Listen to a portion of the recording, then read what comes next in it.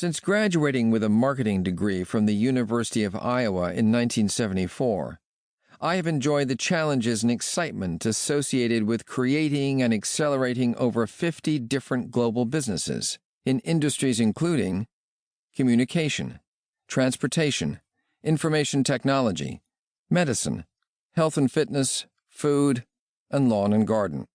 While building and leading teams since my early 20s, I have done many things right and learned many lessons the hard way. In all that time, I have maintained a passion and drive to make things happen. Every career change has been challenging and exciting. I have learned from them all, good and bad. Even in business situations you do not like, where your business or one in which you are working is doing it wrong and getting away with it, you can still learn. While sitting in a Wendy's restaurant in 1985, I sought counsel from a trusted advisor. A communications business I was leading had been sold to a competitor. The new owner needed the market footprint and brand recognition our business had achieved to expand its product depth and diversity. However, the buyer was a decades-old business with a highly autocratic and systems-driven culture. This dynamic was the antithesis of the entrepreneurial, market-driven personality that had made our business successful. Sold with the deal, I was now challenged with the integration of both business teams, and the culture clash was explosive. I was lamenting about the situation to my advisor when he looked at me over his habitual small bowl of Wendy's chili and said, "Are you learning anything?" That stopped my whining instantly. Of course I was learning all kinds of new things, many by experiencing how not to do them. I finished integrating those businesses and moved on to a new venture in the physical therapy industry, learning along the way. It was later in my career, during a true how-not-to-do-things experience, that I started to document the real recipe for a successful business.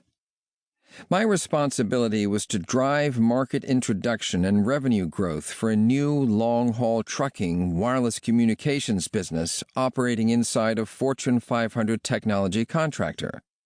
Not only did we need to compete with a major competitor that had a multi-year jump on the market, but it was also necessary to help our business unit understand a commercial execution model with which it had little experience.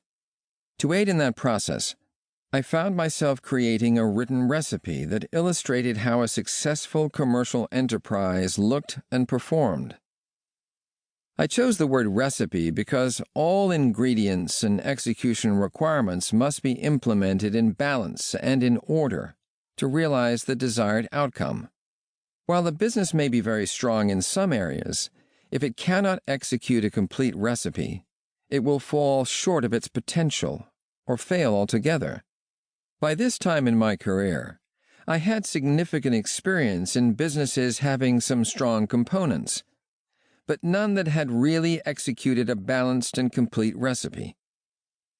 While documenting the elements, I was also helping a previous co-worker create a new business in the emerging computer telephony industry. When it became clear that my Fortune 500 employer was not going to adopt the needed approach, and when it also became clear that the new computer company was perched at the beginning of a major change in the telecommunications industry, I resigned and embraced the new venture.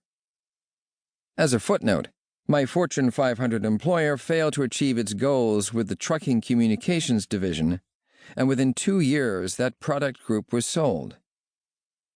You will hear different stories in this book that demonstrate the reasons for such failure, and you will come to know that, big or small, businesses can just as easily make serious recipe mistakes and suffer accordingly.